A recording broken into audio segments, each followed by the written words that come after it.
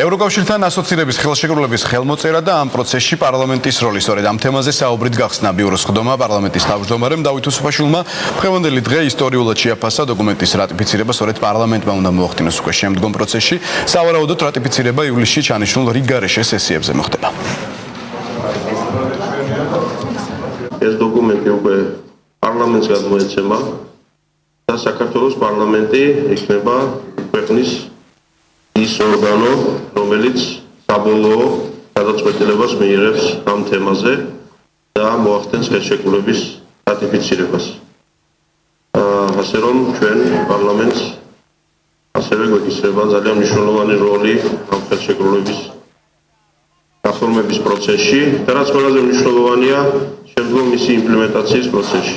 ყველამ ვიცით, რომ მოგველის ძალიან შრომატევადი საქმე იმისათვის, რომ ამ ხელშეკრულებით გათვალისწინებული ყველა საკითხი და დებულება სათანადოდ აისახოს საქართველოს კანონმდებლობაში. რა შესაძლო საფრთხეს გულისხმობს ასოცირების ხელშეკრულების გაფორმება რუსეთის მხრიდან. განცხადებები ამ თემაზე დღეს დეპუტატებმა გააკეთეს პარლამენტის უმცირესობისა და უმრავლესობის წევრებმა იმ დადებით მხარეებზეც ისაუბრეს, რომელსაც დოკუმენტი საქართველოს მოუტანს. ევროკავშირთან რეალური ინტეგრაციის ერთადერთ გზად დეპუტატები ქმედით ნაბიჯებს მიიჩნევენ. ასოცირების შეთანხმებაზე ხელმოწერა ეს არის 4 წლიანი ძალიან ინტენსიური მუშაობის შედეგი. რა თქმა უნდა მნიშვნელოვანია მისი ამ პროცესის დაგვირგვინების გარკვეული ასე ვთქვათ ეტაპია, მაგრამ ამის მერე იწყება არსებითად უკვე განხორციელებისათვის ბრძოლა და რეალური ინტეგრაციის მცდელობების ინტენსიურობა არის ახლა მოსალოდნელი. გამოწვევები ყოველთვის იქნება საქართველოს წინაშე. ეს არ არის მხოლოდ დოკუმენტის ხელმოწერასთან დაკავშირებული. გასაკვირველია რუსეთის თავის პოზიცია აქვს ამასთან საკმაოდ აგრესიული პოზიცია და განცხადებები გაკეთდა, მაგრამ ვფიქრობ ეს არ უნდა გადავიდეს იმ კატეგორიაში დაპირისპირებების და გამოწვევების, რომელიც რამე საფრთხეს შეუქმნის საქართველოს და მის სტაბილურობას. ჩვენისთანა პატარა ქვეყნისთვის ეს არის ეკონომიკური ხსნა, ძალიან მნიშვნელოვანია ის სავაჭრო ყოფნის მომცველი ურთიერთობა, რომელიც საქართველოსა და ევროკავშირის ქვეყნებს შორის ჩამოყალიბდება.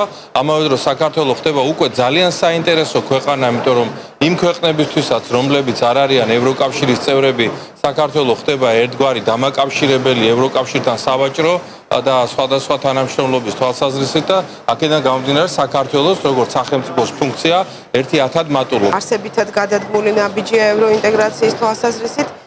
ქვეყანაში შიგნით დემოკრატიული პროცესების განვითარება, ადამიანის უფლებების დაცვა, კანონის უზენაესობის პრინციპის დამკვიდრება, სამართლიანი სასამართლოს დამკვიდრება, რაც ძალიან მნიშვნელოვანია თითოეული მოქალაქისთვის, ეკონომიკური გაძლიერება ქვეყნის, სწორედ ევროპულ სტანდარტებს მორგებული შიდა ეკონომიკა, ეს იქნება ჩვენი პრიორიტეტი. ძალიან დიდი იმედი მაქვს, რომ ამას მალე მოჰყვება ასევე შემდგომი ნაბიჯები.